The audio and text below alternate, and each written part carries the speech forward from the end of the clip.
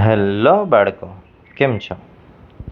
આજે આપણે ધોરણ 10નો જે સ્વાધ્યાય 1.1 એનો દાખલા નંબર 3 છે શીખવાના છીએ. તો એની અંદર કહે છે કે નીચે આપેલ પૂર્ણાંકોના અવિભાજ્ય અવયવની રીતે ગુસ્સા અને લસા શોધો. એટલે કે નીચે આપેલી જે સંખ્યા છે એના આપણે લસા અને ગુસ્સા છે શોધવાના છે, પણ કેવી રીતે? અવિભાજ્ય અવયવ પાડીને. ચલો, તો સૌથી પહેલા પહેલી સંખ્યા લઈએ. તો પહેલી સંખ્યામાં આપણને 12, 15 અને 21 આપે છે. તો 12, 15 અને 21 એના સૌથી પહેલા તો અવિભાજ્ય અવયવ પાડી નાખીએ. જો કે આમ તો 15 અને 21 તો આપણને ખબર જ છે કે ભાઈ 3 પંચા 15 અને 7 તેરી 21. 12ના કદાચ આપણે કરતું પડે, એટલે 12ના અવિભાજ્ય અવયવ પહેલા રફમાં પાડી લઈએ, પછી સીધા ડાયરેક્ટ લખી નાખશું. 2 વડે ભાગીએ એટલે 6, 6 ને પાછા 2 વડે ભાગીએ એટલે 3, 3 ને 3 વડે ભાગીએ એટલે 1, એટલે અહીંયા 2 બે વખત આવશે અને 3 એક વખત આવશે. યસ, એટલે કે અહીંયા 12ના જે અવિભાજ્ય અવયવ છે કેટલા બન્યા? તો કે 2 ની 2 ઘાત ગુણ્યા 3. યસ, એટલે કે અહીંયા લખીએ 12 બરાબર 2 ની 2 ઘાત ગુણ્યા 3. પછી 15ના અવિભાજ્ય અવયવ, તો કે 15ના અવિભાજ્ય અવયવ 3 પંચા 15 એટલે 3 ગુણ્યા 5. 21ના અવિભાજ્ય અવયવ 7 તેરી 21 એટલે કે 3 ગુણ્યા 7. ચલો, હવે લસા અને ગુસ્સા બંને શોધવાનું છે. તો ગુસ્સા અને લસા બંને શોધવા માટે સૌથી પહેલા તો ગુસ્સા શોધીએ. તો એ ગુસ્સા ઓફ 12, 15 અને 21 બરાબર. જો બાળકો એ સંખ્યા 2 હોય કે સંખ્યા 3 હોય કે વધારે સંખ્યા હોય, ગુસ્સા માટે નિયમ એક સરખો જ થશે. કદાચ તમે આગળના દાખલા વિડીયોમાં જોયું હોય તો આપણે ગુસ્સા અને લસા શોધ્યા. તેમાં સૌથી પહેલા ગુસ્સા શોધવા માટે શું કર્યું હતું? તો કે સામાન્ય અવયવ લખ્યા હતા અને સૌથી ઓછી ઘાત લખી હતી. એટલે અહીંયા ત્રણેયમાં ધ્યાનથી જોઈએ કે ભાઈ 12, 15 અને 21 ત્રણેયમાં કોઈ સરખો અવયવ દેખાય છે? તો કે હા, ત્રણેયમાં 3, 3, 3 છે. યસ, એટલે કે ત્રણેયમાં જે 3 છે એ આપણો સામાન્ય અવયવ થશે. એટલે ગુસ્સા કેટલો થશે? 3.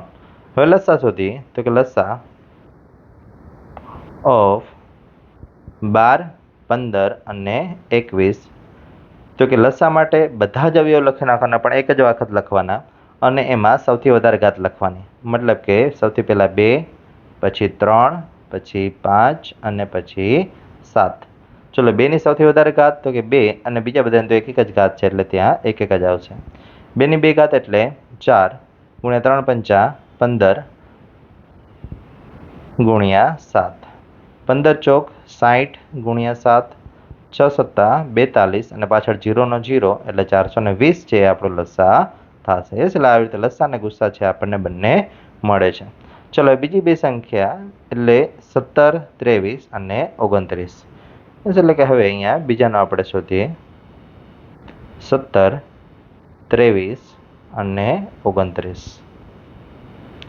હવે જરાક ધ્યાનથી જોઈએ બાળકો, 17 છે ખુદ પોતે જ અવિભાજ્ય સંખ્યા છે. એટલે 17નો કોઈ ભાગ નહીં પડે. કદાચ તમારે પાડવા હોય તો 17 એકા 17 લખી શકાય. સેમ રીતે 23 એ ખુદ પોતે અવિભાજ્ય સંખ્યા છે, એટલે કે અહીંયા 23 એકા 23 લખી શકાય.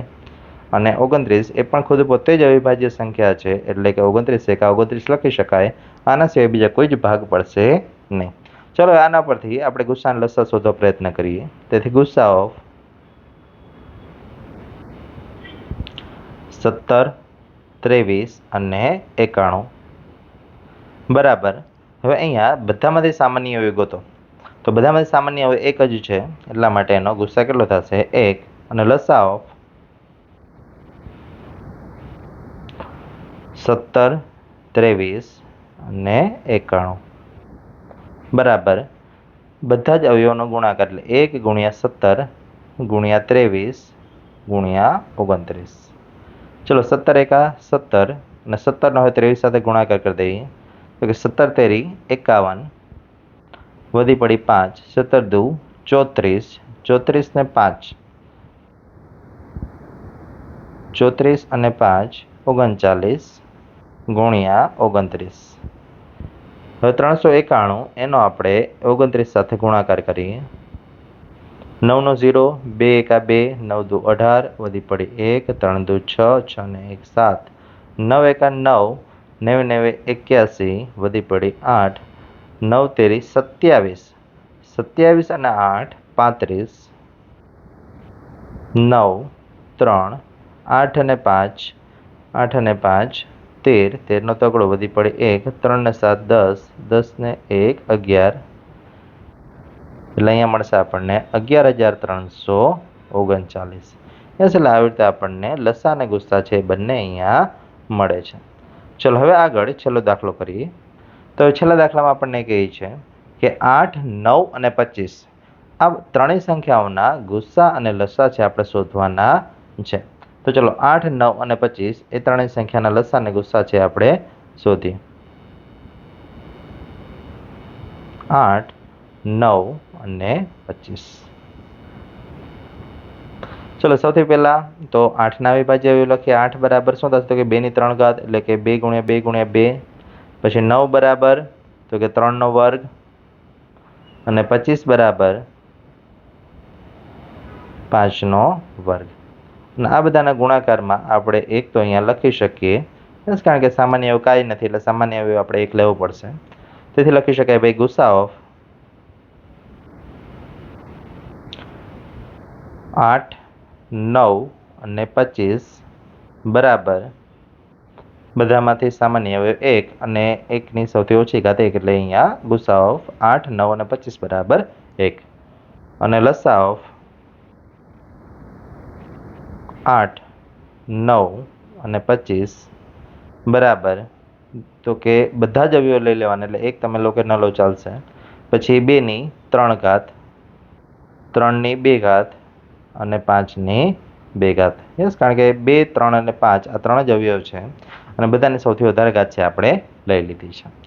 2ની 3 ઘાત એટલે તો કે 8 ના 8 પાછા આવી ગયા, 3ની 2 ઘાત 9 આવી ગયા, 5ની 2 ઘાત એટલે 25. 25 અઠ્ઠા આપણને ખબર છે કે ભાઈ 25 અઠ્ઠા કેટલા થશે? તો કે 200 થશે ગુણ્યા 9, 9 દુ 18, 18 એટલે અહીંયા પાછળ 2 0 આપણે એમને મૂકી દઈએ એટલે અહીંયા 1800 છે આપણને મળશે. યસ બાળકો, એટલે અહીંયા આજે દાખલો છે એ પૂર્ણ થાય છે. થેન્ક યુ બાળકો.